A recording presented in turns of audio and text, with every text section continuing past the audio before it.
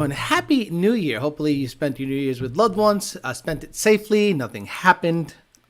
The Flores family doesn't really have a great track record when it comes to driving on New Year's, and I stupidly went out there and did some 60 to 130 in the Corvette, but nowhere near Florida, all the way down in Acapulco, Mexico. Ran a 578.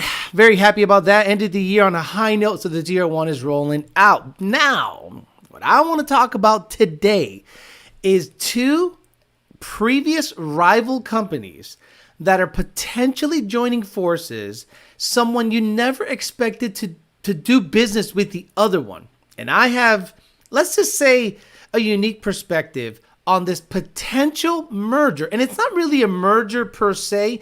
Let's just say, in terms of outside looking in, it looks like somebody gave up, waved the white flag, and said, I got to run these products to be relevant anymore. So we'll talk about what I suspect is going to happen is VMP will start offering Whipple as their supercharger of choice. Yes, that's right. I think VMP is going to eventually, sooner than later, offer Whipple superchargers in a private label situation. Potentially, you'll see VMP on them, or they'll use their twin 69s and make different things. Who knows? But I think VMP is, I'm speculating 100%. And I'll tell you why I'm speculating this. And I'll give you a history and a brief background as to why I think it makes sense, but not really makes sense. I think they have nowhere else to go, and they almost have to join forces with Whipple in order to, let's just say, stay relevant or offer the customer something more than just an underperforming Loki and an underperforming Odin, which really hasn't taken off when it comes to the, let's just say, the Mustang aftermarket. F-150 dominates with blower stuff, and it is a Whipple that runs the show on that stuff. People like Nova, people like Cletus, everyone else literally goes to a Whipple, and now you've seen these slow and almost undeniable signs that VMP might be joining forces with Whipple to offer a VMP private label situation. We're going to speculate on that, not before we have Mr. Bill O'Reilly do it live. Okay. We'll do it live. Okay. We'll do it live. Fuck it. Do it live. I'll write it and we'll do it live. Fucking thing sucks. And since we are beginning the new year with a clean slate, no sponsors. If you want to become a sponsor of the program, it is not going to be cheap. I'm going to be honest with you. But if you want at least 20,000 people to hear you promote a show for, I don't know, let's say 4.5 hours a week, and you get pretty much the brunt of the most influential show, not only in the podcast, not only in the clips, not only in everything, but everywhere you see my face on Talking Shit, YDBT Daily, or Peasant Chat, your name and sign will be on the banner. If you're interested in becoming a sponsor, you know what to do. So we'll say hi to the people here, and then we'll get after it. Coyote Fury, TJ Skorsky, Paul Pontiu, Anthony, Pito Chiquito, Travis, Paul Pontiu again, Zach Anderson, I'm Hung Solo, Arlito Cachemo, D-Rock Fox, Ignacio Ramirez, 10, R80 Rob, Tyler R, D-Rock Fox again, Rican 50, Maki Mock, Leon Phelps, JD, EPA's in the house, Money 540, Seagal Performance, Matt Benoit, Boxy Luxury, Christopher Smith, Diego Flores, JD Swag, Mendoza's Coyote, Gabe Esquivel, Clip Clop the Horse, The Wolf 5.0, Angel Puerto Rico, A Wheeler, Banana for one, 288. Dixon, Caden, 288. Is there two 288s? Banana for one and Caden? What's going on here? Great Escape, Rhino 3 Cobra, Screaming in Tiller, GTO, Nito Diaz, Carter's TV, Robo Style, Carter's again, Ignacio, Michael Reno, Jared Carnoto, one of on RTL, The Black Fox, Will Fowler, Bilavesh, Gregory Upfitch again, Dustin Garrison, Christian Duran, Matt 2011 G, one of the mods, Gaio Bravo, Clyde, Colby, Stroke, 302 Mustang. Let's get all the way to the bottom.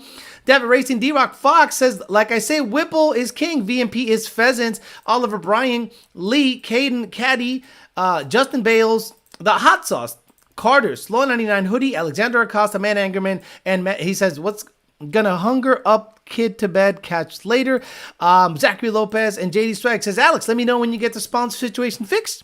We'll make a new banner. So, if you want to be let's say a sponsor, That'd be a good sized nut, but I got to maximize the stuff on the show. You never know when 3 more motors need to be built. Okay, let's talk about. Yeah, Parker, I love you. I don't think I'm gonna do any shops this time because then it looks like a favoritism. Like imagine if I have you, Danny Built, and another shop. And then, or then I have, American Muscle, D&H Performance, and, Lethal Performance. It's a conflict of interest. So, people who want to be, who are interested, genuinely interested, reach out to me, ydbtforlife@gmail.com, and we'll get after it. Okay. I worked at VMP from 2015 to about 2017 or 2018, about 2.5 years. Now, a lot of stuff that I saw there really opened my eyes as to how the company works. So let's get something right out of the way. VMP doesn't manufacture blowers. VMP private labels blowers. They don't have a foundry. They don't have a manufacturing facility. When they got hooked up with Roush, they basically redesigned the already existing 2.3 liter case and, made a couple of changes and opened up the inlet a little bit. No porting on the rotor side, mostly the inlet side. You saw a bigger feed and they basically slapped their logo on it. Now, the mold, or let's just say the die that needed to be done in order for PAS, Performance Assembly Solutions, yes, the same people that assemble Illuminators, LS GM Performance engines, and Ford GT engines. They also casted, tested, flowed the whole 9 yards, every single TVS that was made by for VMP. I'm not sure if the Roush stuff was made there, but I suspect it was. So the die, in order to make a Gen 2R, because it had a specific design, it's not cheap. It's actually extremely, extremely expensive. So we have to, take that into account, what it costs for a die, because that die is where every single blower gets crushed up against and it makes the case. So that die can wear out over time. So right around 2016 or so, I started hearing rumblings of a 2.6 being offered, a 2650 Gen 3. But it seemed, and again, from an outsider's perspective, even though I worked there, it seemed like the cost to do the tooling so that the Gen 2R can still be made was very expensive. And I don't think Roush wanted to flip the bill, and I don't think VMP wanted to flip the bill. So VMP and Roush, I assume, again, this is all speculation, I have no insider info. They said, well, you know what? We'll just let it die and offer the 2650, which I think was a massive, massive mistake. And I'm coming at it from a sales perspective, okay? Let's say you have really talented sales staff. You can literally sell one guy 2 superchargers. This is how. Customer calls up, he goes, hey, I hear y'all got that Gen 3. Can I get that? And I would say as a good salesman, sir, you don't need the Gen 3. The Gen 3, in my opinion, is more of a race-oriented blower when you want to make 800 plus horsepower easily. If you're going to stay on pump gas, ME52s, and a BAP, why don't we just get you a Gen 2R, which can pretty much carry you all the way to 850 rural horsepower without an issue. And when you're ready, and you're ready to party, and your transmission is built, and you have E85 at the ready, now you can get yourself set up for a Gen 3R head unit. You don't got to buy the kit all over again, sir. And all it is a small upgrade to a head unit of about $3,300, $3,400, $3,500. Now, not only have you sold him a Gen 2R complete kit, in about a year, he is going to get the bug. Every guy gets the bug. Every guy gets, it's like crack. We are the dealers, we're the horsepower dealers, and we serve the customers on the block. You know what I'm saying? So after about a year, they've already gone through the pulley setup. They've already gone for Innovations fuel system. They've already put ID 1300s. Now you sold a, let's say, $9,000 Gen 2R kit and a $3,000 or $3,500 head unit. But no. The biggest mistake, in my opinion, that VMP did was not re-up the tooling for the Gen 2R. Now you live and die with a Gen 3, then subsequently the Gen 3R. So now you don't have a, let's just say, a lower horsepower supercharger that whips up quicker, that feels great. Now you're giving people a basic dinner plate for a pulley on a 2650. making it feel very lazy down low, and guys that are going to stay on pump gas are getting their asses beat by Gen 2R and Roush 2.3 guys, because 10 PSI versus 10 PSI, I'll take the Gen 2R or Roush Gen 2 than a 2650 with slower blades moving around, not making the torque that I want. Maybe you get more top end power, but on pump gas, your limit is pretty much 10 or 11 PSI. If your limit is 10 or 11 PSI, I'd rather have a Gen 2R whipping up a lot quicker, making the torque at a lower RPM and gapping the shit out of Gen 3 guys. But that's neither here or there.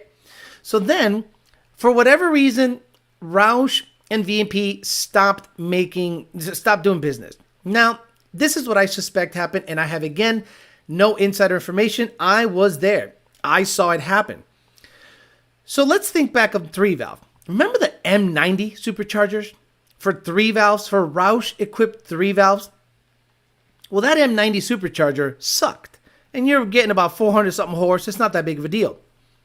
VMP actually had 1.9 liter, if I am not mistaken, 1.9 liter upgrade blowers for the 3-valve M90 supercharged Mustangs.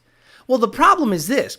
VMP got stuck with hundreds of 1.9 liter M90 upgrade superchargers, and nobody was upgrading the supercharger. Like maybe one guy every quarter or one guy every half a year would actually purchase a 1.9 liter supercharger when there's 2.3s available. And then when people just dump the 3-valve altogether and get a Coyote and immediately get a Gen 2R kit. It doesn't make sense to shove a 1.9 liter supercharger in a 3-valve when with bolt-on stuff, you're quicker with a Coyote. A lot of people were just, unless they were in love with the 3-valve, they were just not really hoping to, upgrade that M90 to the 1.9. Now, the 1.9 isn't being used. So I suspect and I speculate that VMP must have been like, I don't want to get caught in the same position where I have a bunch of Gen 2 and Gen 2Rs in a closet somewhere not going on cars. In my opinion, that was a fatal mistake. In my opinion, the Gen 2 and Gen 2R are so sought after today that if they would have re-upped the die, re-upped the tooling to make the casting for the Gen 2R, they would have now had, again, selling the customer 2 superchargers is better than selling them 1 supercharger. People to this day, do I have to this day? I have to this day. To this day, are looking for Gen 2R kits because 80% of the buying public does not go E85. It's the 20% guy that gets into racing and goes down that crazy rabbit hole of just spending a ton of money on his car, where 80% just want 10 PSI and want it whip up nice and fast. So while VMP could have had a Gen 2R on the shelf and a Gen 3 and a Gen 3R for those years, they were stuck with only a Gen 3R, and a lot of issues arose with that, octane, pulley sizes, blah, blah, blah, blah, blah. So I leave, I go work for Lund, but I still tune and I still see what's going on, and I have a lot of friends in the industry that really talk, and they have, people on, on both sides. So the rumbling started coming around that they're going to leave Roush altogether. And I went, that's crazy. Roush is a juggernaut, and I don't think they're going to get much of a better service with anyone else. Here comes Magnuson. Magnuson comes in and starts offering them cases, ported blowers. You started seeing Gen 3R cases have the Magnuson logo on them. Now, around this time, the Edelbrock 2650 with the exact same 2650 rotor pack that the Gen 3R had started making waves. You started seeing guys with a Edelbrock supercharger run well into the 8s. Brian Devilbliss and a couple of other people that, Brian Devilbliss, me with the Fairmont run 870, and a bunch of other people started showing you that a front feed version of the 2650 is robust. Then Gen 3 comes around. Gen 3 Mustang comes around, and VMP has nothing. And Whipple is dominating the market. I am telling you, dominating the market. Whipple's 2.9 front feed blower was pretty darn good, but their Gen 3 2.9, you started to see the potential of the front feed jackshaft situation. Then the 3.0 with the redesigned intercooler brick on top of the supercharger changed the game. And really, the only other person that was matching that was Edelbrock, because Edelbrock had a similar design. So now Edelbrock is the go-to for 2650 front feed, and then Whipple. Now comes Magnuson / VMP's entry into the market. The Loki, which is basically an Odin with a stock throttle body and a different cold air. And then the Odin, which is the same blower, 2650, maybe a different port if you wanted to opt for that, a secret sauce port and all this stuff. But in my opinion, too little, too late. So what happens is now the market is saturated with Whipples left and right. And it is very difficult to make a dent into that market. Now, I speculate that VMP is now in a similar position than they were when Roush and them had a come to Jesus moment and say, what are we going to do? Are you going to give me a break on the price? Are you going to do this? Are you going to do that? So I suspect that conversations were had, whether at PRI or whatever, about potentially having VMP carry Whipple Superchargers. Now, that's a smart thing. Let's say they kept the relationship alive with Magnuson. Now they can offer Gen 3 rear feeds through Magnuson, Lokis and Odins. Now they could have been offering Gen 2s, Gen 2Rs, Gen 3, Gen 3Rs, Loki, and Odin setups. And you can see where the missteps started to take place and started to snowball. You've also started to notice VMP become more of an accessory place. Again, I'm making my case why I think this could happen. VMP has now become more of an accessory place. Again, they don't manufacture superchargers. Maybe you could say they do in a private label situation, but you know VMP from the booster pumps. You know VMP from the ice tanks. Underhood ice tanks seem to be their thing, and they now have a rear feed ice tank option that molds into the spare tire well. Also, fuel systems and throttle body. So you got to sit back and go, wait a minute. You guys are now making throttle bodies, cold airs. You offer BAPs. I don't think they manufacture BAPs, and I think Black Diamond still makes their throttle bodies. And they make a bunch of accessories, basically a Roush cold air intake and a VMP 120. So you start to think, maybe these people eventually are going to have to take advantage of the fact that there is another top dog out there. Look at what Cletus has done with the Whipple on his F-150. It is reliable.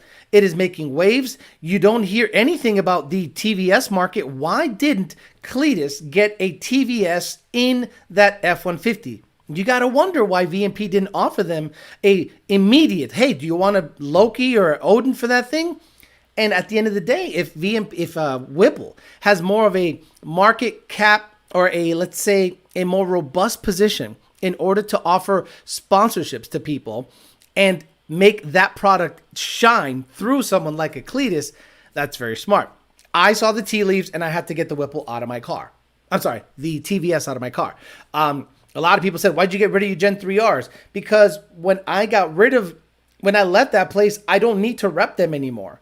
And they weren't giving me anything to rep their products anymore. So Nick Perciello, who used to work at Edelbrock, now works at Whipple, said, hey, we'll put an Edelbrock on that sucker. And we did. And the car went 870. And it did pretty well for the swap market. And Jake developed a drive kit for an Edelbrock supercharger based on the Fairmont. So I've done my job in representing and trying to help the market push whatever was handed to me. So don't be surprised in a month or two or even sooner if there's going to be an announcement that Whipple and VMP, who used to be literal enemies, I'm telling you, when I worked there was no love there.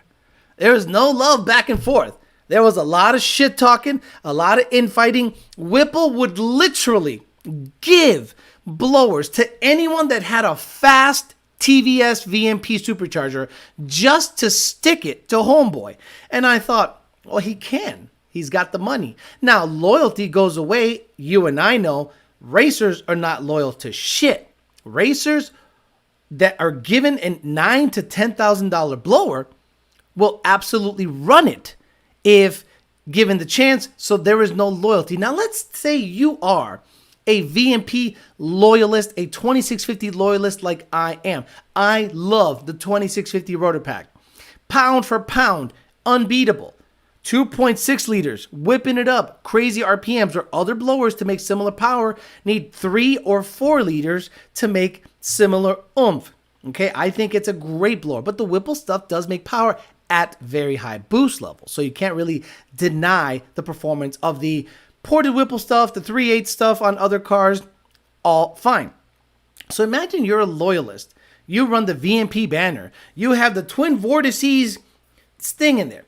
Again, guys, this is 100% speculation. I have no insider knowledge, but I read the tea leaves and I go, this would probably be a smart move for him if he's still able to pump out Magnuson stuff. But if he's going to ditch Magnuson, that, in my opinion, is a mistake. But we don't know. I am just speculating. But based on some of the stuff I see out there on the internet and some of the things I hear and some of the rumblings in the automotive aftermarket, you're going to, I think, see VMP and Whipple do some kind of situation where VMP lids and stuff like that start showing up on very obvious Whipple superchargers, or you're going to see just them say, hey, we're ditching Magnuson because we want to just concentrate on just reselling Whipple stuff. I'm sure he gives them a break on the price and he can make money and sell his accessories, ice tanks, fuel systems, throttle bodies, and cold airs, and not really worry about the supercharging manufacturer here. Again, this is 100% based on my experience, 100% based on my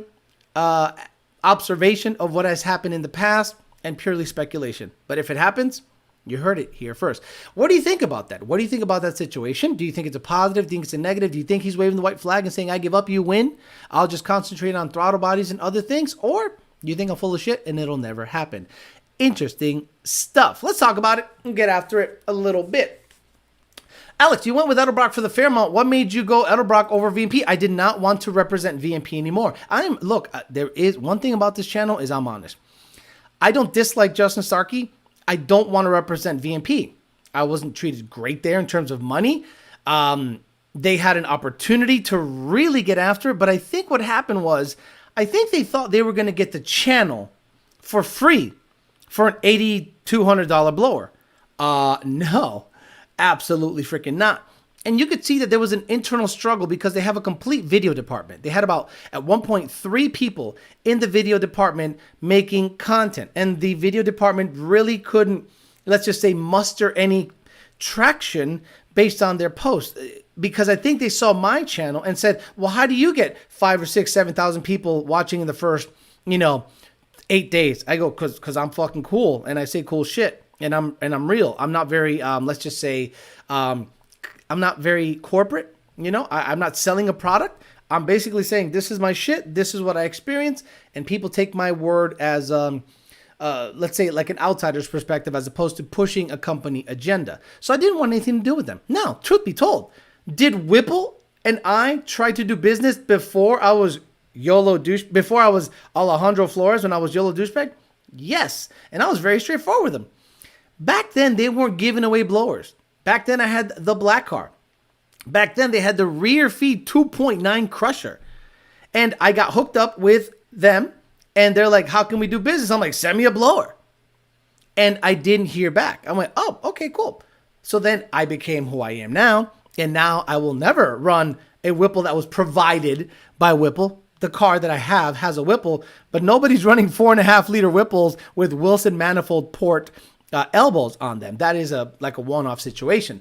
But the TVS that I have on it, I'm going to have it ported by Kong, rip up the TVS logo, VMP logo, and put a Kong Performance freaking Gorilla on the thing, because that's no different than what they were doing when they were getting the stuff built by Roush. So both companies, one company had a opportunity to work with me, passed up on it. The other company thought they were going to get me and my channel for a blower and pennies on the dollar when it comes to what I was worth at the time. So I ditched that fucking thing in a heartbeat. Is it a good blower? Absolutely. The VMP Gen 3, VMP Gen 2R, and VMP Gen 3R are wonderful blowers. The Loki and the Odin ain't it.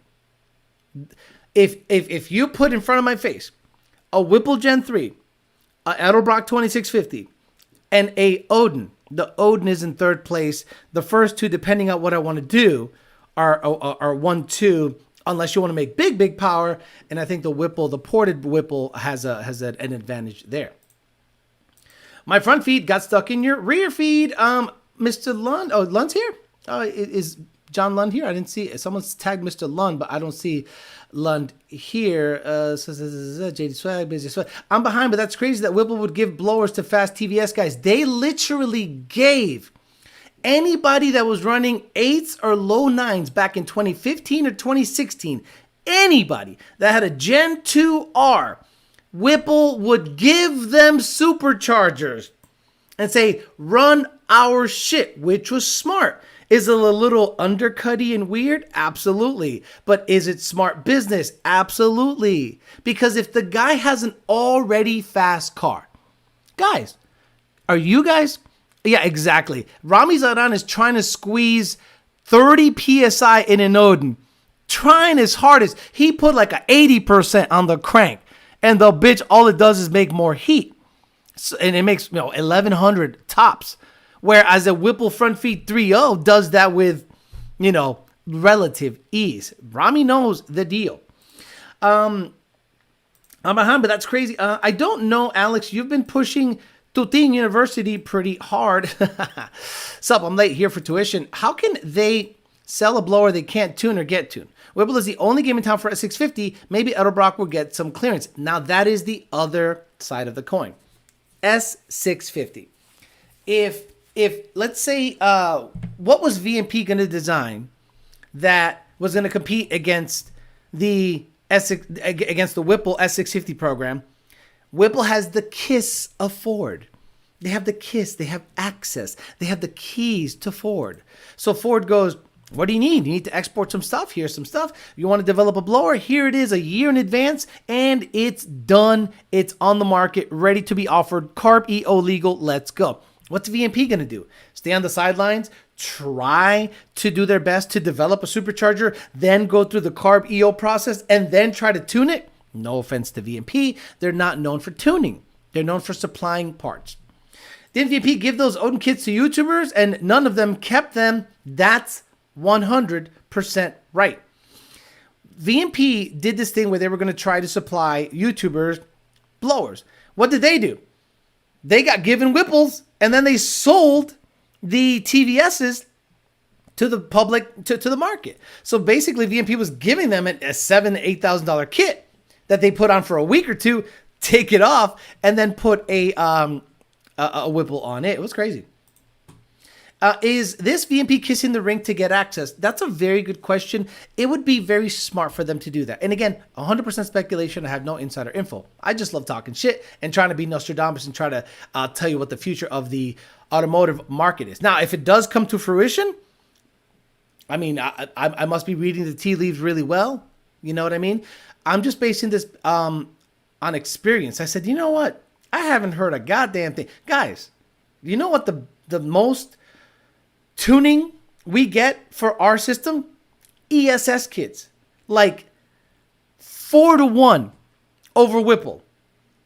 ESS is like 4-1 over Whipple on the Lund Racing ticket system. Then Whipple to VMP stuff is like 4-1. So that's what that tells you what if you look at it on a graph and you were to forecast what people are doing. People are buying ESS kits and roll racing. Keeping up with turbo cars.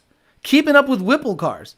So, to me, the positive displacement supercharger is now racing or F-150 stuff. And nobody was putting Odins in F-150. And if they weren't running all that great. Whipple is the only one allowed to tune. So far, VMP has to do something. Do you sell shirts? Or better yet, does Yellow Douchebag sell merch? I don't have the let's just say, mechanism to sell merch because you'd have to pay. It's a business. You'd have to pay attention to it. And I simply don't have the time. Sorry. Brandon Horton says, Alex, back in the Mustang game, buying a 15 GT Performance Pack, Gen 4 Whipple on it. What can I do for it to be a good long time? It has just a Whipple. OPGs make 700 to the tire. LRX will be bought. Leave it alone. Honestly. Like, absolutely leave it alone. If you're making 700 right now, it's got headers and it's got good fuel and it's got, everything is good and the tuning's on point. Keep it at 10 psi pump gas, and you'll be the happiest guy on the planet. But I wouldn't get too aggressive. What happens 90% of the time is that people get too aggressive, they get too greedy, and then they just lose their shit, and then the car becomes unreliable. Like, I wouldn't go anything past 10 psi if you're gonna have if you want a car to last a long time. I'm scrolling here because I want to show you guys something. Because you talked about shirts. Instead of buying my shit, why don't you go over to Lund Racing and buy a Grey fucking Goose shirt? That's right. The Grey Goose Street Fighter 2023 champion shirt is fucking live. And you know how you guys could do me a big fucking solid? Buy that. Yep, I'm a company man right now. But buy that shit. Salvado Designs did a killer job on the Grey. It looks just like the bitch. It got the stock computer in there, the 6R80 and the cup. I'm going to show you the link. Where's the link? I'm going to put the link on the chat. I'm going to pin it. And that's what I want you guys to do. Instead of buying shirts from me, make Nardi lose his freaking mind packaging shirts all day, every day. And then he has to just constantly, basically make sure. So I pinned the message. Go to Lund Racing. Buy a Grey Goose Racing shirt. It is badass. Get it, get it, get it. ESS kits, but the trocas slapping with Whipples. What gives? ESS had a great opportunity. And this is my issue with the aftermarket. The aftermarket is insanely slow. They're ridiculously slow. If ESS, remember, ESS told me, we're developing a supercharger. Okay, let's talk about this, because this is why I think VMP would be going to Whipple, because by the time they develop a kit, develop this, the money, the investment, the carb process, then the tuning, they could just say, bro, let's just private label your shit. We all know it's a Whipple. We'll just throw a VMP logo on the bitch and be done with it. And they'd be like, all right, cool, badass. Make a different bolt pattern, sell your stupid throttle bodies in it. By the way, if you're going to get if VMP does that, get a Whipple throttle body. 132, not the TJ69, not the big 163. No. The Whipple 132 and call it a day. Stop fucking around. So, I bought the truck to help Jake. That went to shit, and I'm still to this day not happy about it because it cost me about $10,000. See, that seems to be the magic number. I get fucked everywhere. In, out, mouth, ear, everything. $10,000. By the time I paid down payment, modified the truck. Oh, are you bringing a Whipple out? No. What the fuck? Now I got this stupid Mexican truck that I don't care about. So then you end up talking about ESS saying, hey, y'all want to, Alex, are you interested in buying or getting a ESS kit for your truck? I said, yeah, that sounds sick. Let's do it. 1 year later, I hadn't heard a goddamn thing. I hadn't heard shit. So I'm like, okay, I'm selling this truck. And then Vortec, who didn't even think about a Vortec kit, a truck kit, comes out with a truck kit. I know ProCharger already had a kit. You know what I think about ProChargers. ESS stated that their G4 bracket and all that stuff was pulling too much on the crank, so you'd have to run a crank adapter. And I'm like, you know what? I don't want it. So at the end of the day, this industry on the Ford side is ridiculously slow to develop a product, put it out there, or if they're men of their word, they don't stand on it. If I said I'm going to do something, I don't even do it until I have it. Like to this day, I think Jake should develop another turbo kit for me. Just for me. I'm owed that much. Oof, I ordered my LR shirt. Absolutely. Look, we want Nardi and Devin stressing the fuck out tomorrow. I want the shirts to be sold the fuck out. Let's sell out the Grey Goose shirt. Show the power of the show. What's the price for the LRX? I think it'll be commensurate with what else is out there. So whatever BDX go for, whatever a new tuning device, but forget that. It's the Lund shit that's attached to it. If it's a little extra, it's not about the price. It's about the tuning and the ease of logging on that situation. I figured it was Bondo saying he wouldn't be able to discuss with NDA. No, fuck no. Bondo don't tell me shit. Bondo's tight-lipped as fuck. I don't have anyone at Whipple that gives me insider information, but I have eyes. I see what happens out there. I know what the history is. I know the 24 Mustang tuning will be delayed. Maybe you might be able to bench flash it with an F-150 computer, but at the end of the day, unless you can actually keep the computer in the fucking car and flash it that way, not a lot of people are going to fuck with it. Look at 21 F-150. 21 F-150 is dead for tuning. Oh, I got a lot of them. Not as much as 21 to 23 Mustang. Those guys can just plug in and flash today. At Bondo Bird says that pigs will fly before Whipple and VMP work together. Do you get any money from the merch or Teespring? No, don't even bother with Teespring. It's just the product sucks. It's not a quality product, unfortunately. I was just trying to get you guys something because you guys asked for merch. And if it was up to me, I would do what the Lunds do. Get with a badass shirt designer, buy fucking 5,000 of them, stack them here like an asshole, right? And then ship them to you. But I am by myself. This channel is run 100% by me. Grey Goose shirt order. Thank you so much. Someone said Lund is Bama on steroids. I mean, look, I don't know if that's a good or bad thing. How the Yellow and Tony Cookie doing? I have no idea. I have no idea. Alex, what size shirt and hoodie would fit you in the new Grey Goose? I already have. Oh, me? Well, I'm 230, 5'11". So extra large. I would do extra large because the nice thing about Lund is the shirts run on the long side. They're not short, so when you lift your arm up, you don't see your fucking belly button. So if you're 230, 5'11", and you got somewhat an athletic build, then extra large will be fine. The sleeves are tight on me regardless. Do you know what I'm saying? Do you know what size shirt you wear? Yes, extra large. Is the Roush 2300 rear feed for Gen 1 any better or worse than the VMP Gen 2R? I heard the removable elbow helps with Roush over BPM, but not sure how that is. Thank you, and dropped a like. Yes. This is where VMP fucked up. The rear feed 2.3 Gen 2 Roush blower sells like a motherfucker. And you know who buys it? Swap guys. Swap guys love seeing the Ford Performance logo, the Roush logo, a OEM style manufacturer on their swap car. And Jake at Power by the Hour was insanely smart. He developed a drive kit, bolt-on, ready to go for every supercharger there was. The VMP, the Odin, the Whipple, the Edelbrock, and even the Roush front feed.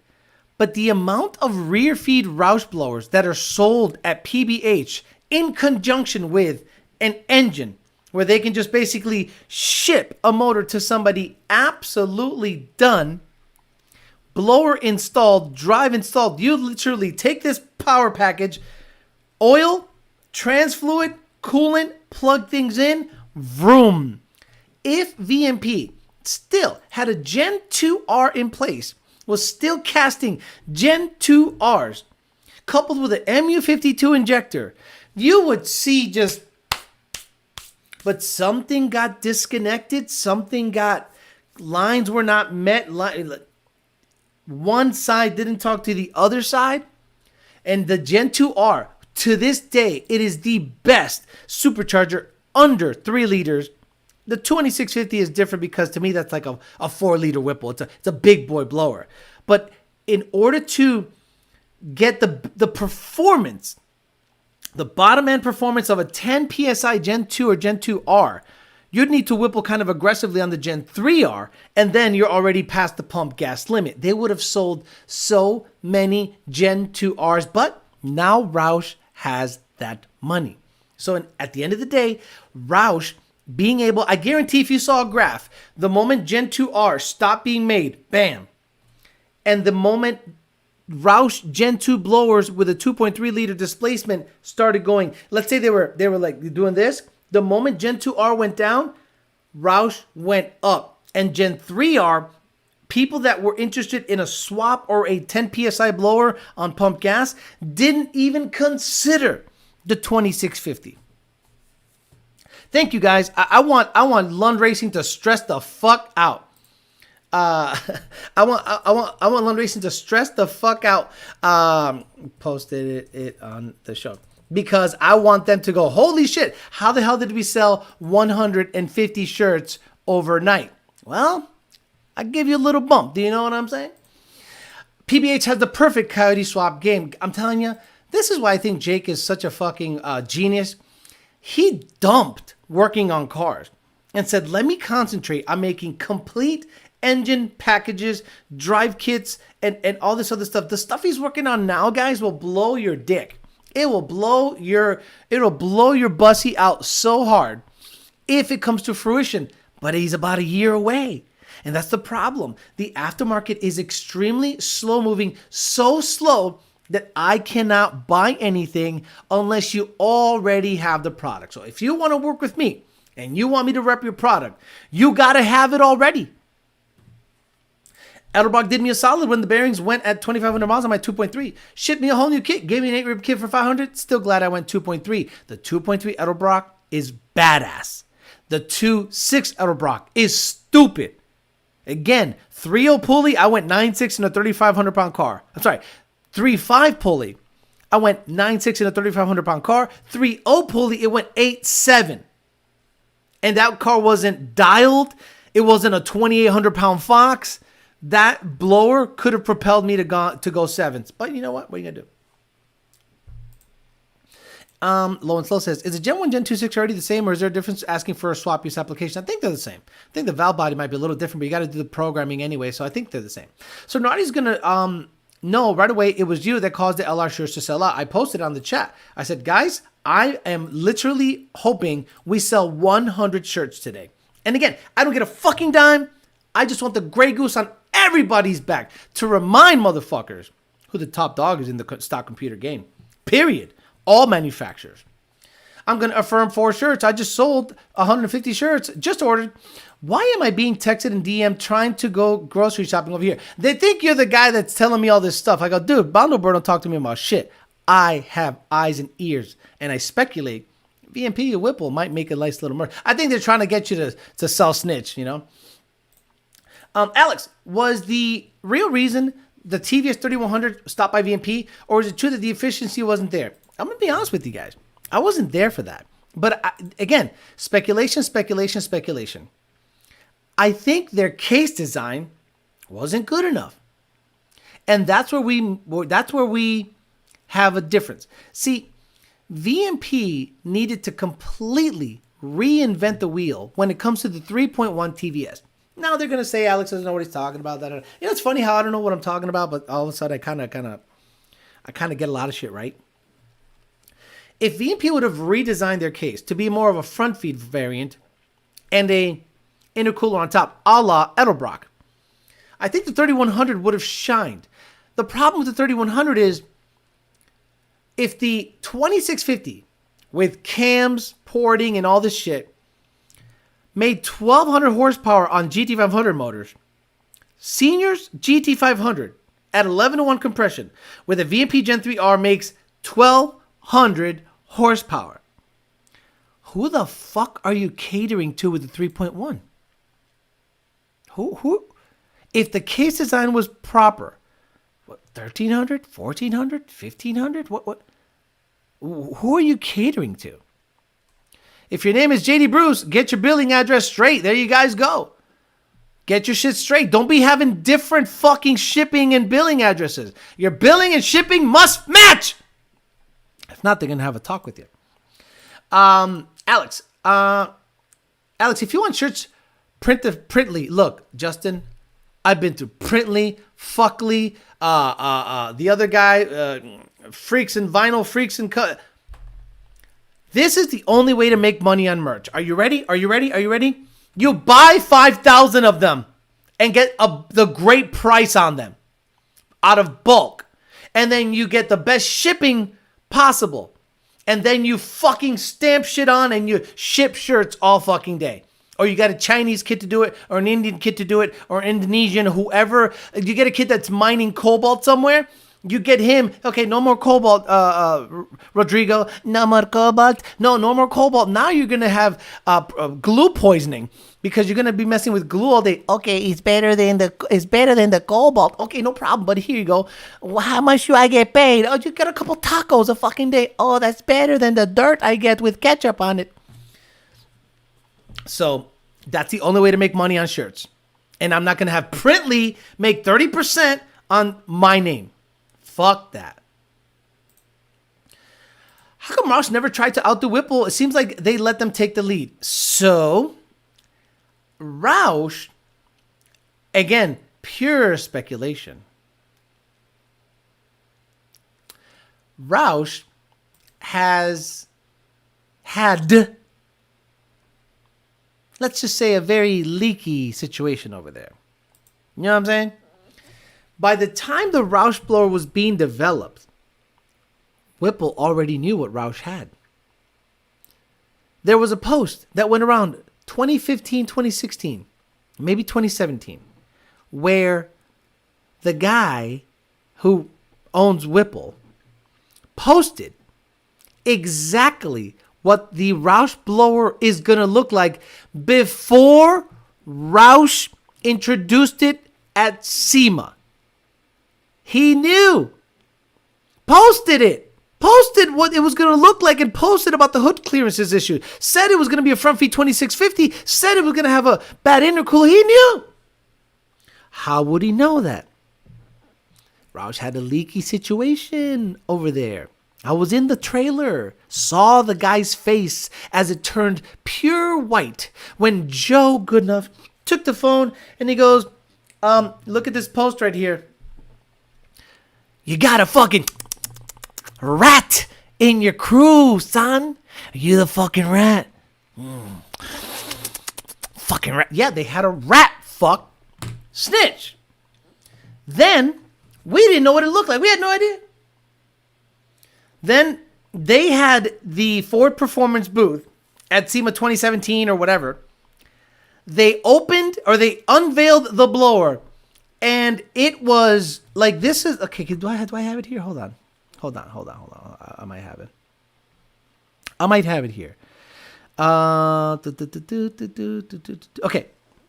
Let me see. Yeah, okay, I do have it. Introducing the new Roush 2650.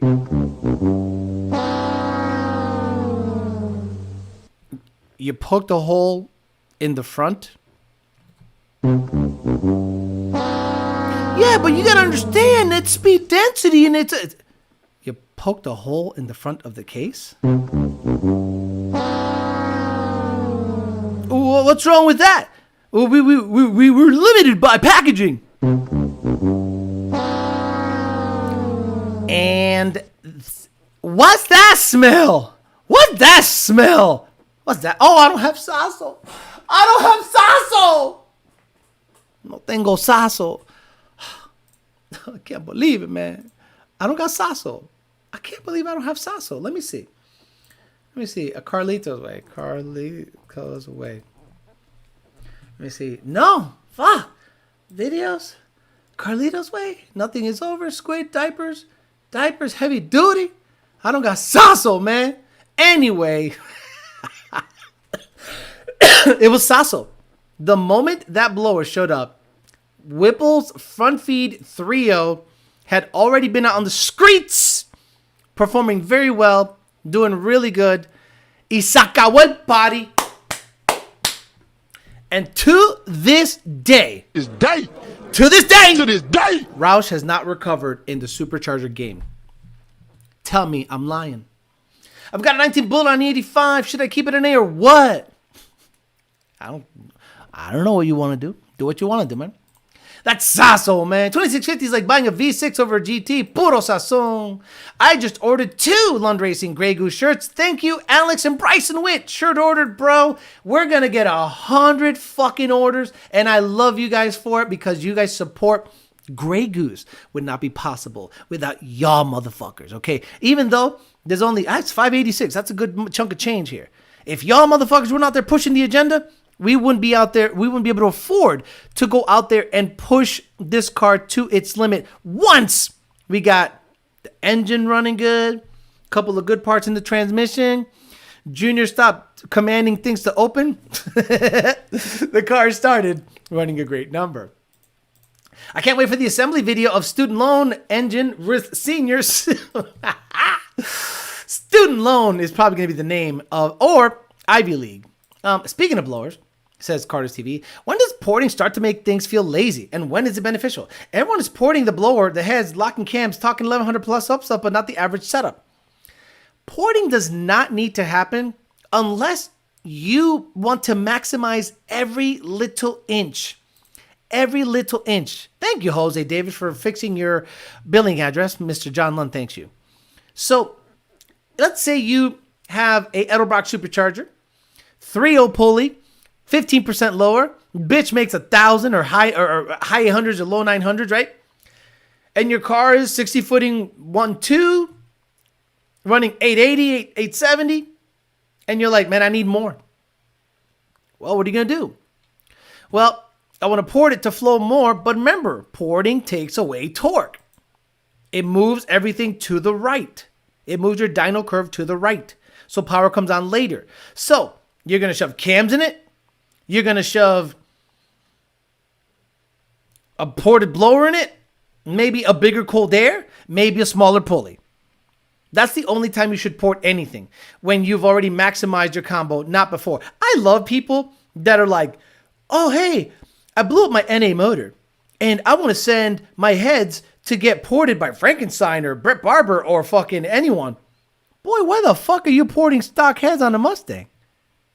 Why are you porting? What the fuck do you think you're going to gain by porting heads on a Mustang? Especially GT350 heads. You know the 350 heads in the Grey Goose ain't touched. They're not ported. So I'm blown away that people take LS logic and apply it to Mustang.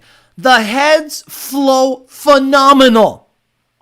So now you're going to take it to someone that ports throttle bodies and plastic cold airs and trust that when they disassemble it, port it, and assemble it, that there aren't going to be fucking issues? Nah, son. You leave the porting the fuck alone. And if you want to go Billy Badass, you find a way of getting 350 heads on the bitch. Y se acabó el party. You guys sending all these heads to get ported. Meanwhile, they come back with blast media in the threads. That's right. Blast media. You know what you get with ported heads? No torque and sand in the threads. Hey, got sand in the threads? It's just a little blast media. It's no big deal. Just blow it off. Fuck out of here. Alex and Junior going to be shipping their ass off tomorrow. I can't ship shit out of here. I got you the sales. John Lund, I was the sales guy today. I did my job. You lucky I don't charge a commission. What am I talking about? He pays me good. We did great last year. We did great, man. Every time I look at that year-end statement and it's always more than the previous year, I go, God damn, it's good. Good feeling. Just got a Grey Goose shirt and an LR sticker. Just fixed my billing address. Oops, says Caden. What's her project? Her firm. First time in the chat. Is it true that the old modulars 4654 do not respond well to high compression? 11.8-ish. Was told this by a South Florida motor builder. Seniors is 11-1. Mine is 12-1. So maybe that's exactly where it goes to shit. But I've tuned 12-1 compression Trinity motors before and they seem to do good. Best port and throttle body with the stock blade. Exactly. Stock heads will flow more air than an NA setup will ever need. Alex, the link above has the Sasso quote. Where? What link? Where are you? Where are you? I don't see a link anywhere. I don't see a link. Devin and Artie thought today was rough. You boys better bring your A game tomorrow, says John Lund. John Lund, don't kill me, says JD Bruce. My bad for screwing my address. I'm not a cuh, I promise. Kelly says, hi, Alex. My speedometer is off in my 22 Mustang. My tire size are different heights from front to rear. I'm assuming that's why. Correct. Kelly. Is it a girl? It is a flower, so it better be a girl. Yeah, so I would let us know what the tire size is. We might have to make some tweaks in the tune to make it work. It says, especially with HP tuners, you can move the speedo up and down a little bit. So hit us up. Let us know what the tire size is, and we'll see if we can bring the speedo to something more favorable. Just blow it off. Like Carroll Shelby blowing the Corvettes off in the weeds. You know what else he was blowing off in the weed? You know what else I was blowing off in the weeds? Your dad. Unbelievable. I came here to chew gum, and I forgot my gum. Oh, Mr. Carroll Shelby. I had an idea for a video today, but it would be so fucked up, and it would require so much Guys, I got some shit up here that I wish I could put on paper and put it down. I got Shelby Dave stuff. I got Carroll Shelby stuff. I got products. I got everything. I can't do it. Can't do it. How much will stock 2020 GT500 gain with just LR E85? Look, with the E85, you're going to gain 70 plus horsepower just based on the spark alone.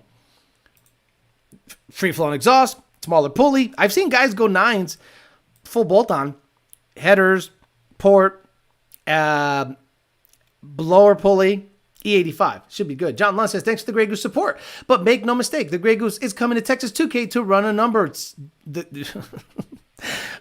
Senior has the saws all out. He ain't fucking around. And we have a weight loss challenge. So you might see me deflate in the next couple of months, but we have a bet who can lose the most percentage of weight by March 9th. Weigh-ins are every Monday. Had the pleasure of spending last week in New Year's in West Palm. Jupiter, cheers. Chase Ponder. I bet you didn't regret it. Overdrive main pulley or make the blower pulley smaller. Overdrive the main pulley if you're going to be on 85. Can we talk about how fast that damn ZR1 is?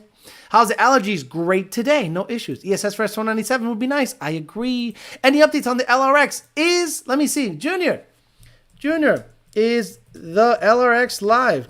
I can sell some today. If so, send link. What the fuck would be? Could you imagine they come in tomorrow and there's like 100 shirt orders and like 30 LRX orders? Remember, guys, I have to get up there and get familiar with the exporting process and all this stuff. So they might throttle it back until we get our P's and Q's and dotted I's and T's crossed so we can support the device properly. Lund Racing always killing it because they are more streeter. Oh, my Lord. By the way, there is my commission for selling the shirts. You're welcome, Lund Racing. And thank you for providing this brother. Actually, I'll be honest with you guys. Do you know the fucking hell I was in before I got rehired by Lund Racing? Oh, you want to talk about at the cusp of leaving the industry and potentially just going back into the nether regions of just hell. And we all know I've been there many times. And Lund Racing, luckily, got me out of that situation. Mutually beneficial. Paid me good. Life was great. It's interesting. Once you leave a situation and you do instantly better, you know that you made the right choice. Because imagine if it was a lateral move, it would be more of a fuck you to the previous employer than actually better. Guys, I was able to pay rent comfortably, pay my car bill comfortably, and get groceries without worrying about how much they were. It went from literally peanut butter and saltine crackers to actually buying meat and, food. It was that, seriously, 2015, 2016, 2017, ridiculously tough years for the kid. We got through it, though. Now life's good. I'll buy that motherfucker right now if it's live. The 2024 balls have dropped exactly. Welcome to Pulte level. Thomas Neal, thank you so much. Ella Shops are Gay says, I have 2 lean steaks and eggs a day just for, have nothing but protein, shakes preferably, 100 pretty pebbles because it's fire and you'll win. Alex, is the ZR1 your favorite car? Well, I got to admit, it's the most reliable car I have. It is the quickest current car I own. It is the one that gets the most attention. It's the best looking. It's the best sounding. The GT500 has like an allure to it when it's running and making boost. But there is something about this fucking Corvette that just makes people go like this. They give you the stank face. They go, ooh. The CF10s, the gray color, low, got ceramic coat on the bitch. Bitch is shining. People go, then I'm at the light. And it's not going, which is, I would love that, but just kind of chilling there at 900 RPMs. Bro, I love that car. That car is treating me right. It probably needs some work, meaning I see a little bit of oil residue on some of the plugs and stuff like that, but it's a higher mileage car and it fucking rolls the fuck out. I ain't doing shit until the fucking thing literally chucks a rod. When do the medium size restock? Was going to check it out, but got an error saying it's sold out. Probably sold out today. Alex, about to hop on that sauce. Don't even get a Coyote now. Buy an LRX tonight. Patreon. Exactly. Alex was making illegal immigrant wages back at the 3-letter tuning company. Guys, in 2015, $40,000 ain't shit. So the YouTube income saved my life. Remember, guys, I had just bought the 15 Mustang. I got screwed on that deal. And then I tried to make the channel pop off. Then I found out I had to dump another $5,000 into the car to make it right. It was a fucking nightmare. It seems like every car I get to try to better the channel just fucks me, except the ZR1 and the Fox body. I do not have high hopes for 2024, considering the two dudes were making out on live television. Do you think? I don't know what fucking TV show you're watching, bro. I didn't see no motherfuckers on my TV fucking making out. There were no gay shit on my New Year's Eve. You think Engage fans will love the LRX even more? I think it'll be a lateral move. So this is Billy Badass.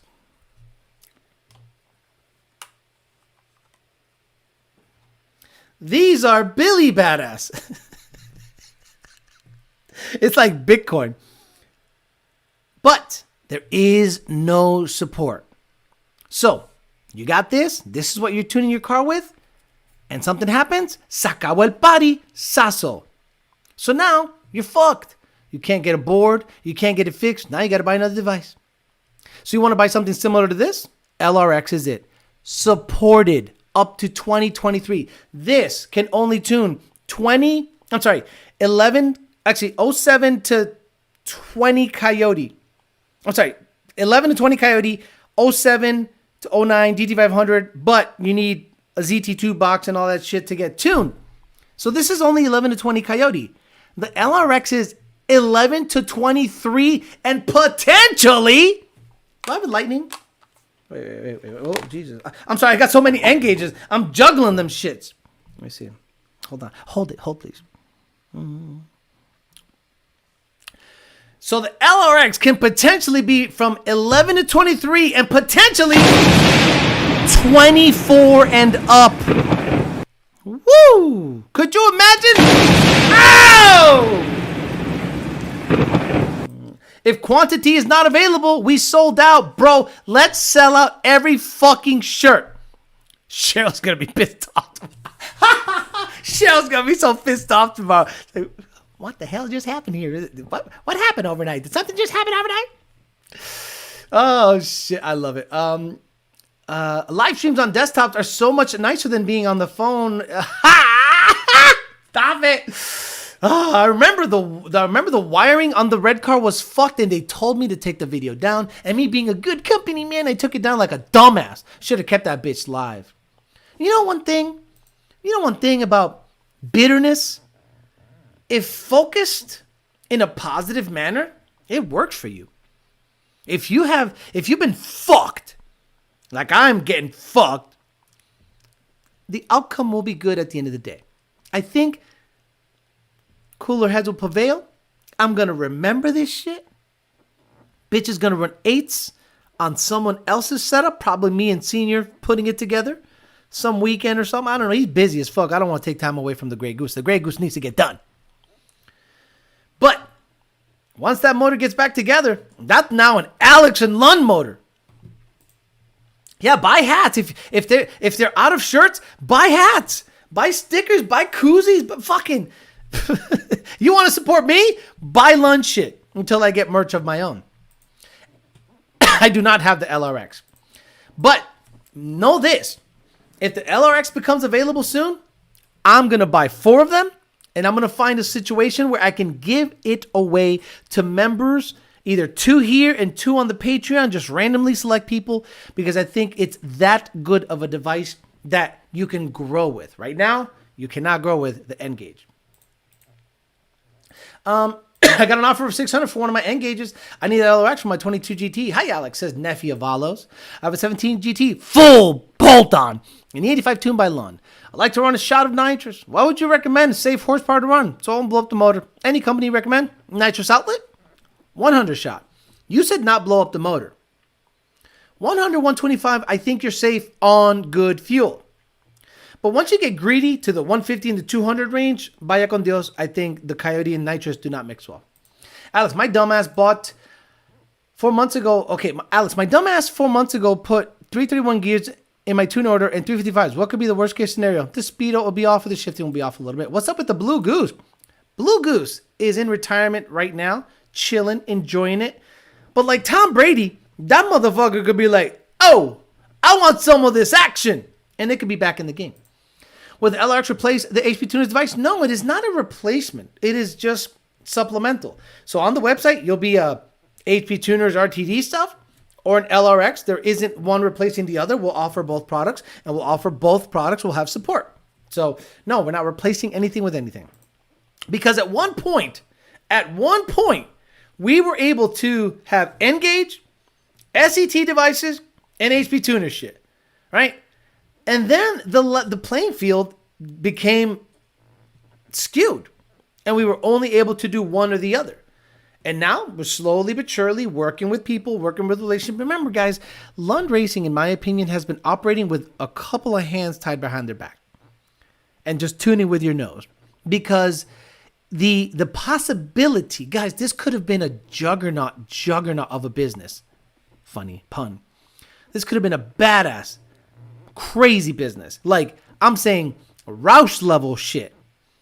But then shit got in the way. Guys, Lund was supposed to move to Florida back in 2015. Shit went down. Things got fucked. And all that stuff had to go by the wayside. Then, out of just pure necessity, getting the fuck out of the Northeast, they came to Florida later, 18, 19, and they were like, bro, this is the best move we ever did. Or 2020, I think. Alex, you going to buy back your Turbo 400 from the Fairmont or get another one? Well, that's a great question, Oliver Bryan. I think the Lunds are going to keep the Turbo 400 in that thing. Unless, look, if the 6R80 survives Texas 2K, I don't think the 400 is going to get in the Grey Goose, but it might go in the Blue Goose. But I don't think that either. I think that's too much. I think the Turbo 400 needs to go in the Black Bean.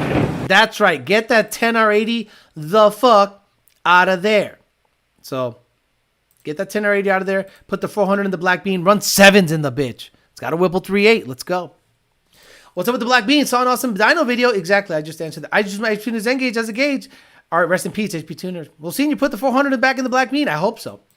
612 watch them. Yeah, there's a lot of people watching this stream. EPA looking to get secondary O2s disabled. Thank you.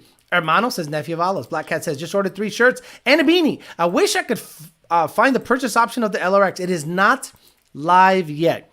Junior replied to me and said the following. Before the week is over, most likely the LRX will be live. I need to do another walkthrough video and make sure the instructions are all set. That's it. That's all he said. None are live. Now, if it becomes live, guys, hit it on your card. Just get it. Trust me. There's support. There's updates. If we have updates, it does it all. Don't be afraid to buy the LRX. We are pushing that product just as a let's say an N-Gauge replacement, not necessarily a HP Tuners. We have a great relationship with HP Tuners. We have over 4,100 customers. How many customers do we have on HP Tuners? Let me go check right now. I'll check right now. Let me see. 4,177 unique customers on TDN. We ain't going nowhere. We're good. We're happy. Everything's good. But if you ever want to go to the LRX stuff, you can. On a blower car, says Jacob Bradenberry, what are the advantages of putting a bigger pulley on the crank as compared to a smaller pulley on the blower to make more boost? Genuinely curious. Belt slip. If you have a big pulley up top, you have for lack of a better word, more surface area to work with, more belt wrap around the upper pulley. But if you get a bigger crank pulley, you have less of a chance of slipping the belt at the blower because you still have a big outside diameter pulley that is allowing for proper belt wrap. And you will have a less likely situation to slip than to have a thimble on the blower pulley. I need you to settle my debate on a street car. Should I do Whipple 3.0 or ESS G3X for my 350? Not looking for more than 800 horsepower. I'm sorry. On a GT350, it is a must to bring torque back. 350s are notorious for having absolute shit for torque. They do nothing until 6,000 RPMs. The Whipple instantly brings it back. A 2019 to 2020 GT350 with the following mods: 3.6 pulley, Whipple 3.0, 123 millimeter cold air, ID 1300s, T56 Magnum XL, and 373s is a bad bitch. And it's right in there with ZR1 stuff, if not better, because the ZR1 needs more work to keep up with the 350 with those mods. Please tell me the LRX has a badass cable. I hate buying N-gauge cable. I think it has a pretty good cable. Will the LRX have provisions of analog and boost? I think so, but I'm not 100% Matt Angerman. You'd have to ask those questions in the Lund situation. Once I get my hands on it, of course I'm going to tune my cars with it. I'm not stupid. I'll probably tune the GT500 with it. Keep the N-gauges just in case. But I want to support the product. I want to support the company. A firm going to be popping when LRX is available. 4177 noted. Thank you, Alex. You got it, EPA. ESS G3X 50 shot ramping down with peak horsepower to fill the power. Does it reasonably last? Trying to compensate for shit Gen 3 MT82 gearing. Boy, LSX, I wouldn't really do too much of a shot up under 3,000 RPMs on any car, even if it's only 50 shot. So you can just buy the new device and shit just moves over. It doesn't just move over. Let's just, without getting too into the weeds, whatever tune you have now, we can basically provide, if you're happy with the tune you got now, we can basically provide a similar or that tune over to the LRX stuff. I'm going to buy LRX and sell my RTD. You can do whatever you want. I'll affirm it just in case you guys sell out. Look, if that's the case, there's going to be a lot of RTDs in the market, so don't expect to get a lot for them if a lot of people are out and about. Oliver Bryan says, that is minimum $1.2 million for TDN. That doesn't include surcharge and boosted setups. Alex didn't get an ESS for my 22 GT before summer, says Travis. But I want an LRX. When they drop, is it worth to get a tune only stock 10 or 80 GT? Until then, absolutely. The shifting alone and the ability to grow with it, absolutely. Going to affirm my pre-order with the LRX. How much will they get for the LRX? Look, how much is a BDX? Okay, let's say, let's go to let's go to SET. Flash, is it flash.com? Is it still SETflash.com? Yeah, okay. Shop products. I'm not going to show it on there because I'm not going to give them any shine because, we might offer them in the future, but we'll see. 2020 to 21 F-150 series diesel cable X4 bundle, $599. Let's see how much an LRX is. I'm sorry, an LRX, performance devices. F-150. How about just the Mustang one? An X4 programmer is $519, but they must have some kind of thing where it's $399. But it's an X4. It's not a touchscreen situation. So use the $519 to be more of a guide on a brand new product that is touchscreen. You view the data logs live, and it works almost as good, actually probably just as good, and you can do all the way up to 2023 and future products with it. Devin says, man, the orders right now. Yeah, you're welcome. You are welcome. You are welcome. He probably hates my guts right now. I'll buy you guys lunch. It's all good. Like, that's going to make it better. Here's some Chipotle for all the work you got to do tomorrow. Can I just order the LRX? Not sure when I can get the motor I'll be using in my car. Yes, you can just order the LRX once it becomes live. Be on the lookout. Refresh the pages on lundracing.com and see if the LRX becomes live. Know this. If it goes live by the time I go live Thursday, I'm going to let y'all know. Can't wait for the videos translating the LRX instructions into retard so we can all use it. Yeah, exactly. That's going to be the most crucial thing. I want to support London buying LRX. Is it possible to buy the device and no tune? Sure, you can buy it. I'm sure you can. It wouldn't be that useful. How backlogged are you guys on emails? I sent my emails 9 days ago. I know you guys got in the back of the shop, so not bitching. Hey, Coyote Austin, bump it. Bump it tomorrow just in case. Because I got caught up today. So bump it just in case. Treat car fun. Should I do Whipple 3.0 ESX C3X for my 350? Not looking for more than 800 horsepower. Apparently he didn't hear anything I said. I said a Whipple. Junior said the price will be comparable to other devices. For the email, I will send later on the new device, says Matt 2011 GT. How is the X4 still $519? They dropped it down to $399, but guys, it's an X4. It's an X4. If I can ditch the login in SCT, I will be happy. So this is how it'll work. Matt 2011. Plug in your LRX. It has a pre-configured log parameter. Start logging, boom, and you could just log, drive. Once you stop the log, it'll save it as log 001. There'll be a very small program that has to be uploaded on your laptop or desktop. Sorry. Put it on your laptop or desktop, install it. The moment you plug in your LRX, the program will recognize it and auto upsync to the tuner. Now, understand there has to be some registration involved. This software, I'm sure, is going to have your name, your device serial number. Once you get that set up, it's plug in, sync, into the fucking cloud. We got your log. Then we do our thing, put your tune in the cloud, and we go, ba-ba, and you go, oh, okay, plug in your LRX. It talks to each other, syncs, your tune is on your device. You don't have to do shit except register your shit and make sure that the sync software is registered and all active and all this stuff. Plug in, auto sync, plug in, upload a log, plug in, download a tune, bada bing, bada boom, se acabó el party. Rad Dad says, I have 2 X4 devices and a TS and a TS Plus. I need to sell them. The LRX offer traditional features 21 and up. Additional features 21 and up? I don't know what you mean by additional features. Hey Alex, I have a 22 stick car non-performance package. Would it be worth to change to the 355 gear to 373? Abso-freaking-lutely. All day, every day. Cuddy Kelly says, okay. The Platt says, eating pizza, waiting for the live to end to break in another flat tap a cam on my engine. Run stand, wish me luck.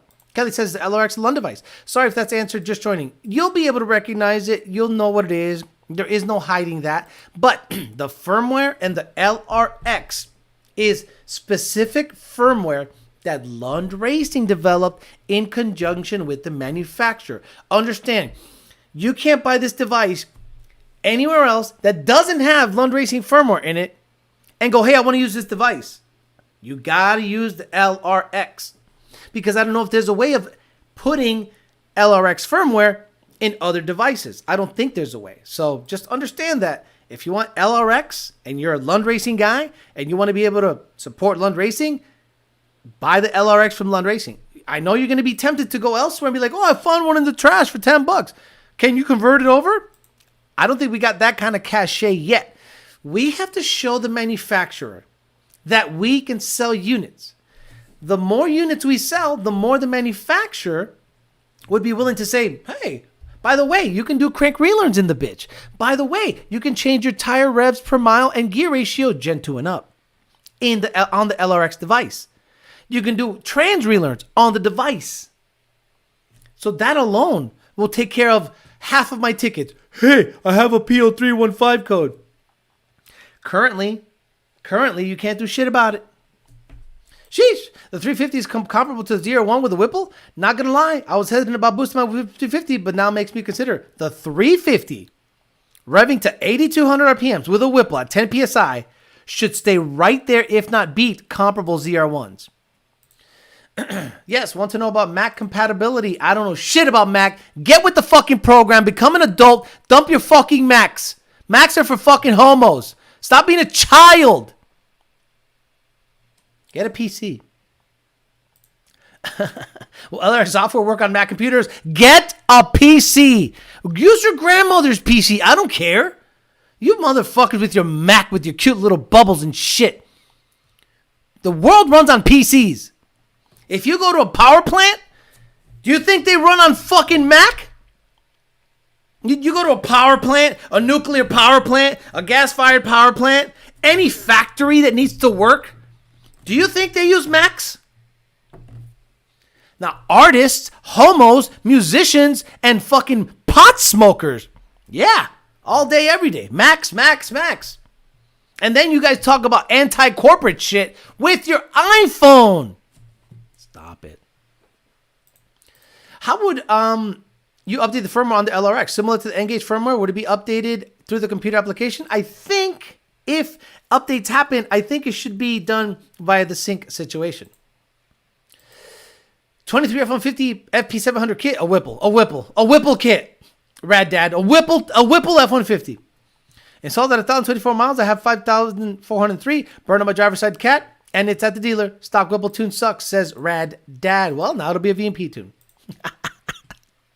Should I wait for the LRX or go ahead and get a tune for the RTD and my stock Gen 3? You can do whatever you want. I'm not going to tell you to do one or the other because I don't want to hear manufacturers saying, the show that doesn't matter, the show that's not influential, the show that nobody listens to, told his fans and potential customers not to get this device. So I don't want to hear it. Get whatever device you feel is good for you. JD Swag says, LRX works on Windows 98. Go get yourself a Windows PC. Right. Fucking Linux support, Alex. Exactly. Card away. LRX works on a swap with PBH past deleted Gen 1 factory ECU. I believe so, yes. I believe anything we currently support is supported by the LRX. Will the LRX work on Mac? It done. Macs are absolute honey. Stop it.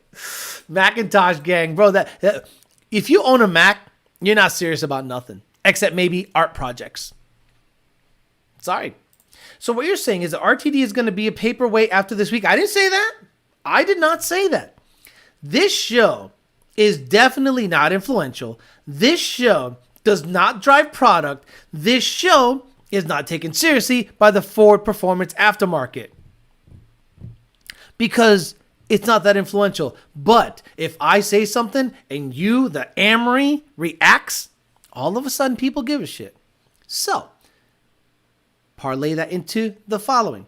If you want to become a sponsor, it ain't going to be cheap. It's not going to be expensive, but it ain't going to be cheap. And you got to weigh the good versus the bad. Do you want to be part of a program that is totally not influential, no one gives a shit about, no one listens to, and totally doesn't drive product?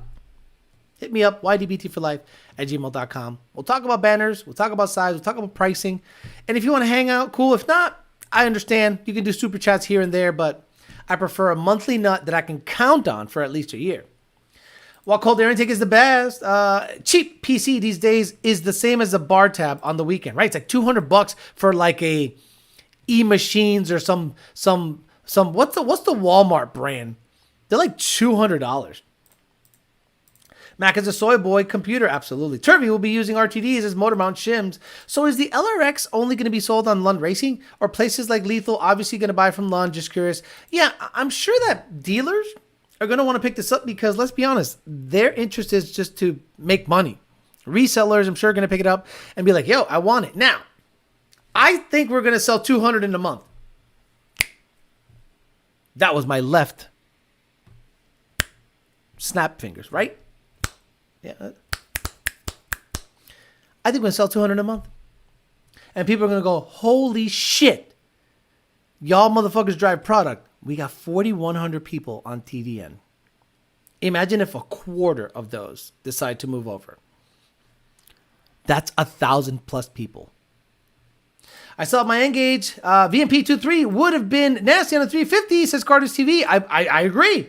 I fucking agree, bro. RTD doesn't seem all that bad, but also never had an N-Gage either. Right. If you're happy with the RTD, guys, stay with it. It's a great device. We love HP tuners. It's all good. But the LRX will be live probably late in the week.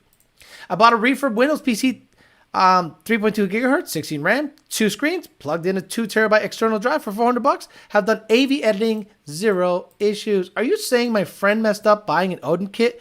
He'll be on the 85. He didn't mess up, but it's no Whipple front feed 3.0.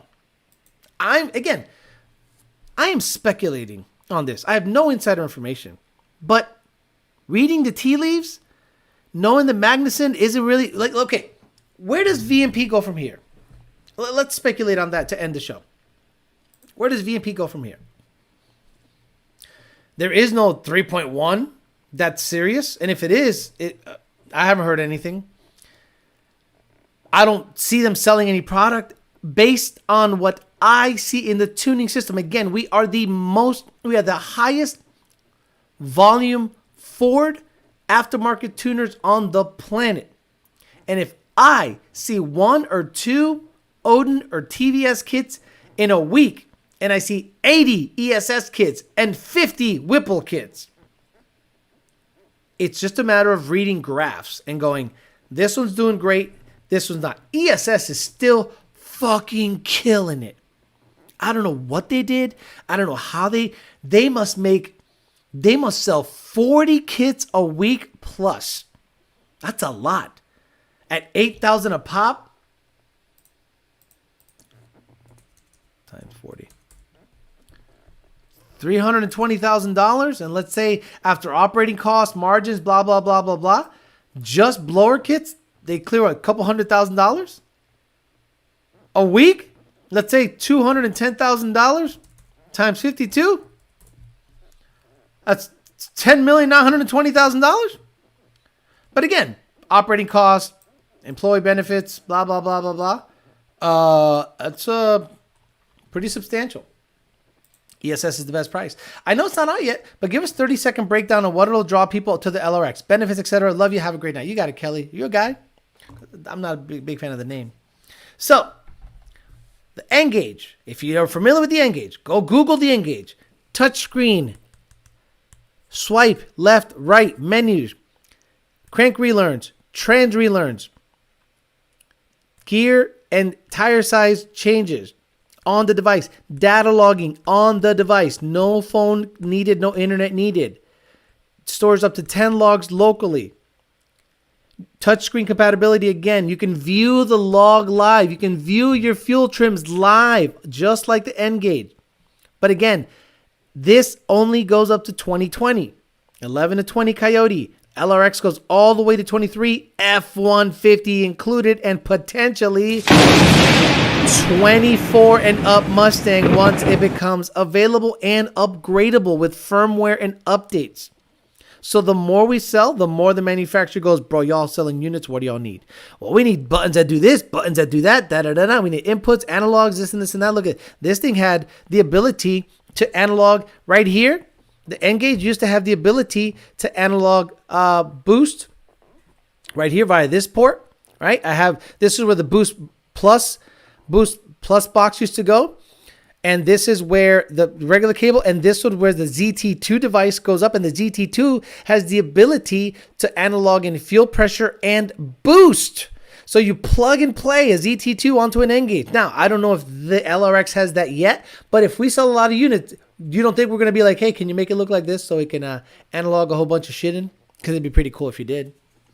Are they all looking the same? See the difference? Look at the difference. See, this is like version 1. See, 2 ports. And this is, once we sold a bunch of units, look at what they started looking like. They started adding more shit because we started going, bro. So I have 2 of these 3-port situations in the back. So imagine if we sell a bunch of these. You don't think they go from version 1 to version 2 pretty quickly if they're making millions of dollars selling devices? Stop it. What woke me up to the ESS was like 2 years ago. I seen some Euro YouTubers installing it, talking about it. It was pretty random. ESS cheap boost that works. Absolutely.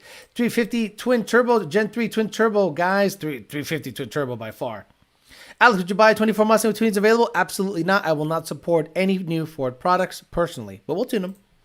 Was going to buy an X4 just for gauges and crank wheel, but might as well wait for LRX. I know, JD, I'm just talking smack. Okay. LRX only supports Coyote-only drivetrains or older Shelby vehicles as well. 07, no, I think Shelby, you're fucked. But 11 to 14, Shelby, yeah, you're covered. Spanish, Copperhead, and GFD3 or GDF3, 11 and up. Fuck the old shit. Do you think the ZT2 is a good purchase today? Absolutely. If you have an N-Gauge, and you want an analog, guys, how do you think I tuned the Corvette? When I first got the Corvette, I got an N-Gauge. I downloaded the GM packet. I put DT2 in here, and I did wideband analogging here on the Corvette. I did fuel trim stuff on the Cadillac with this. This data logs everything. This data logged my Hyundai Genesis. Understand? So this N-Gauge, in my opinion, is just badass, and LRX could potentially be on par. Trent Relearn, my car's a female. Come on, don't do this woke shit. No numbers on the ESS G4, though. Too many people are being stingy with numbers. I get it. Because you know why? It's not making that much more power than the G3X. Because it is a max effort kit only. If you have a G3X, your car can make 1,000 with a G3X. So what are you going to do with a G4? Is your motor built? Most guys that have an ESS don't have a built motor. So their G4 isn't really going to show that big of a power difference if they have, let's say, a 100 millimeter pulley. You need like a 95 millimeter pulley, a built motor, and 9,000 plus RPM capability to make the G4 shine. LRX will probably be released late in the week. How much wheel hop? Okay, wheel horsepower 1050 is good for until they need to be upgraded with dual permanent.